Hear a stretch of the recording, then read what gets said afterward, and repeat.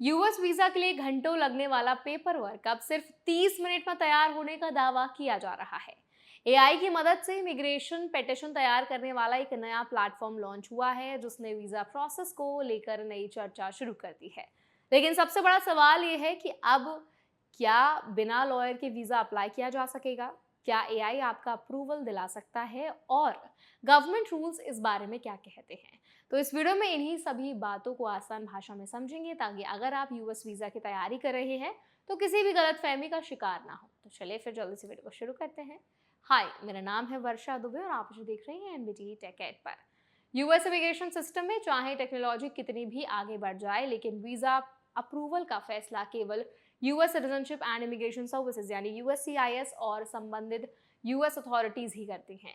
किसी भी AI tool कोई अधिकार नहीं है कि वो वीजा अप्रूव करे, गवर्नमेंट डिसीजन बदले या प्रोसेसिंग टाइम कम कर दे।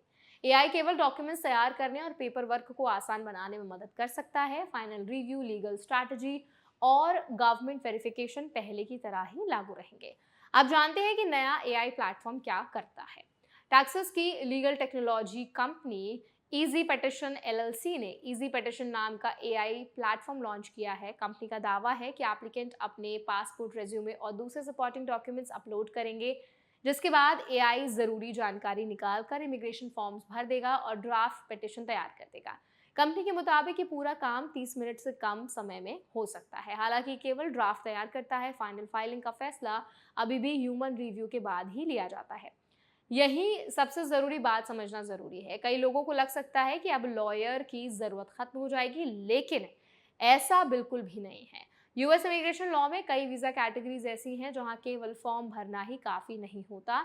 सही evidence, legal arguments, supporting documents और केस स्ट्रैटेजी भी उतनी ही ज़रूरी होती है।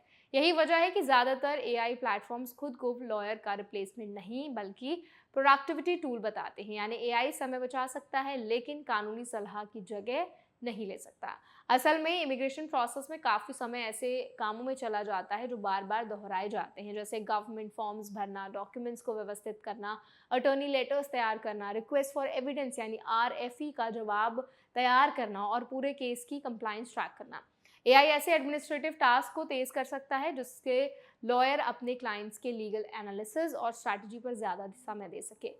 ये पहला प्लेटफॉर्म भी नहीं है। पार्ले, गेल और केजियम जैसी कई कंपनीज पहले से एआई का इस्तेमाल एम्प्लॉयमेंट बेस्ड इमिग्रेशन में कर रही हैं। कुछ प्लेटफॉर्म्स वीज़ा कैटेगरी सजेस्ट करते हैं, कुछ ड्राफ्ट एप्लीकेशंस तैयार करते हैं और कुछ लॉयर्स के साथ मिलकर पूरा प्रोसेस तेज करने की कोशिश करते हैं। इनका सबसे ज़्यादा इस्तेमाल H1B, O1, EB1, employer sponsored green card cases, investor visa और RFE रिस्पॉन्सेज जैसे मामलों में किया जा रहा है। इंडियन एप्लीकेंट्स के लिए इसका फायदा ये हो सकता है कि पेपर वर्क जल्दी तैयार हो, छोटी छोटी गलतियां कम हो और लॉयर के साथ कम्युनिकेशन तेज हो जाए। लेकिन यहाँ एक बात हमेशा याद रखनी बहुत ज़रूरी है कि एआई का इस्तेमाल करने से वीज़ा अप्रूवल की कोई गारंटी नहीं मिलती। यूएससीआईएस की processing, background checks, document verification, interview और एलिजिबिलिटी रूल्स पहले जैसे ही रहने वाले हैं।